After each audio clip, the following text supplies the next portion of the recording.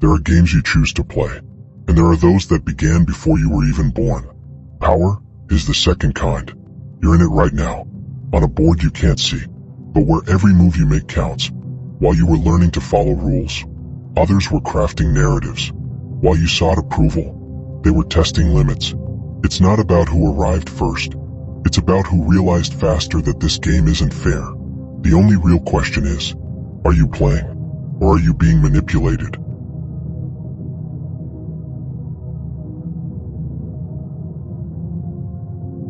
School gave you tests, but never taught you to read the board. Family told you being good was enough, but the game never rewarded the distracted. They trained your obedience, not your perception. They praised your grades, not your awareness. Education taught you to memorize, never to decode. And those who don't read the code become someone else's. You're the naive pieces. The aware are players. Intentions might be pure, but moves never are. What rules the world isn't kindness. It's influence. It's control. It's appearance. It's perception. And yes, it's manipulation. The silent game where kings fall and pawns become generals without ever showing they made a move.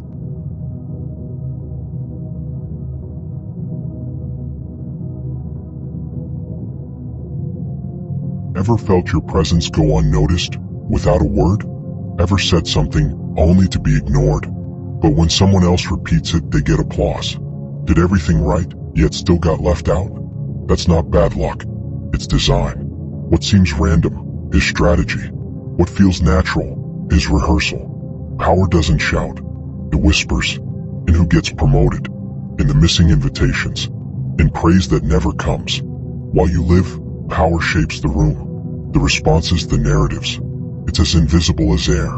You don't see it, but you breathe it. To deny it is to deny gravity. You can pretend it's not real, but you'll fall just the same. And you won't even notice the fall.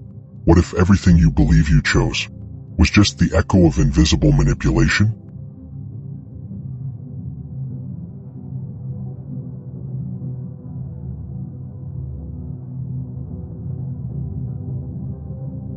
The board is invisible, but perception is the most valuable piece. In the game of power, it's not what you are that matters. It's what you appear to be. The incompetent who looks confident gets followed. The weak who holds presence earns respect. And the strong who can't position himself gets ignored.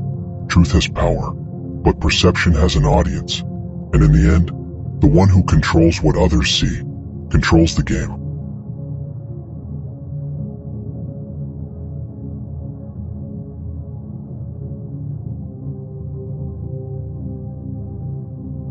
This game unfolds where no one points, in the tone of a voice, in how fast someone replies, in a paused gesture, in an invitation that never came, in praise that stays silent, in the silence that weighs. Were you ignored? That wasn't an accident. It was a message. Today, exclusion doesn't scream. It disappears. Modern war is cold, polished, silent.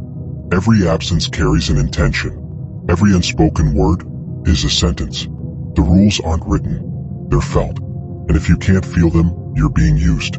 If you don't understand them, you're discarded.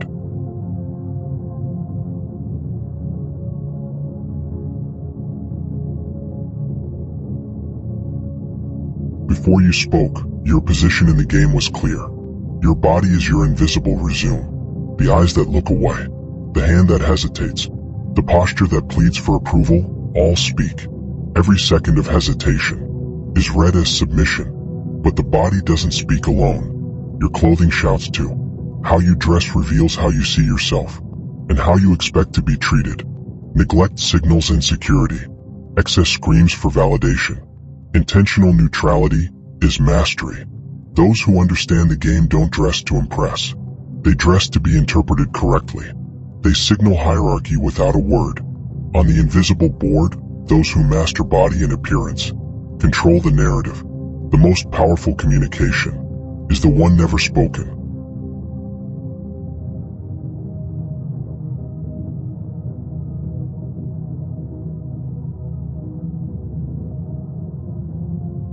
Words can hide, but silence reveals. When someone avoids your gaze, They've already claimed the territory. When they hear you, but don't include you, they've chosen your role. If you have to ask for respect, you've already lost. Between the lines, the truth screams. And if you can't hear what isn't said, you've already lost the game without knowing it had started.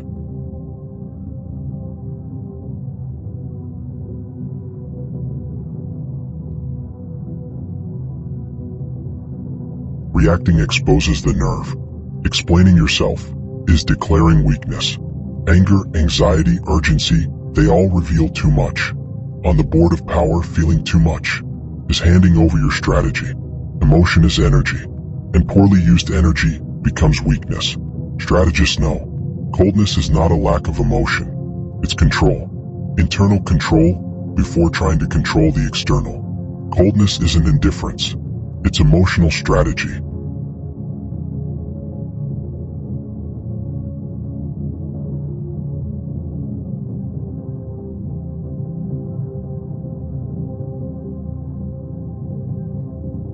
In this game, sincerity is a resource, but never total. Vulnerability must be calculated. Kindness, measured. It's not about being fake. It's about knowing not every truth belongs in the open. The most dangerous manipulators don't lie. They tell partial truths. They reveal a weakness to hide a goal. They confess just enough to earn trust. They make you drop your guard before pulling the rug. Sincerity can build empathy, but it also builds emotional traps. Were you honest and later regretted it? Maybe you were used. Maybe your truth was sold as weakness. Those who master the board don't show all their pieces. They don't reveal everything at once. They don't undress emotionally before those who don't deserve it. They speak less. They observe more. Selective sincerity is a strategist's weapon. They reveal enough to seem human, but never enough to be disarmed. The weak explain. The strategist watches.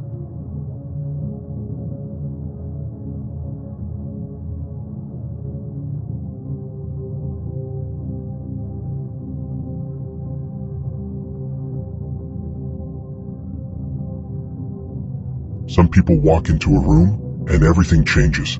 It's not luck, not forced charisma. It's the weight of presence, the calm of someone with nothing to prove. Those who own the space don't chase attention. They command without effort, without shouting, without selling themselves. They're simply there, and that's enough.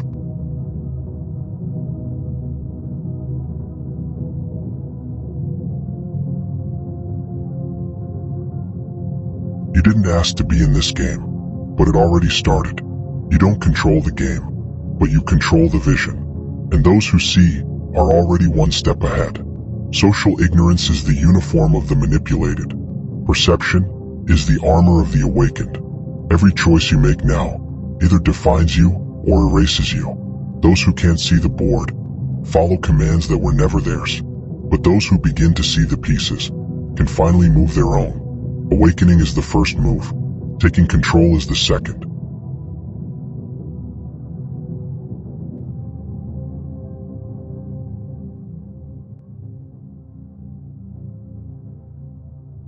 Taking control isn't about dominating others. It's about stopping others from dominating you. You're not competing with people. You're competing with the narratives planted inside you. It's not reacting on impulse, not explaining yourself to be accepted, not needing invisible validation from others. It's knowing that every gesture speaks. Every presence shifts the atmosphere. Those who command themselves don't need to impose. The world senses it and adapts.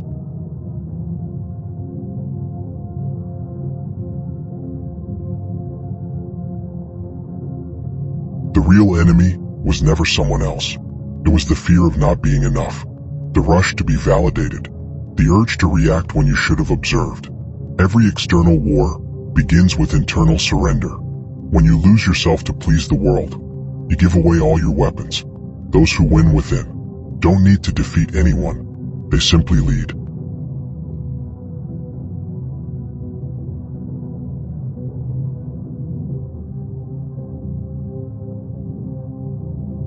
Maybe you think you understood, maybe not. But if something disturbed you, a piece inside you just moved.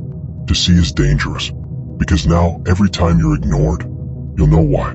Every time you stay silent out of fear, you'll know it was a choice. The game doesn't ask for permission, and once you begin to see, you never sleep again. Now you know, you're on the board, you're being watched, and most importantly, now you're watching back. And the moment you begin to see, you begin to choose. And those who choose with awareness have already begun to win.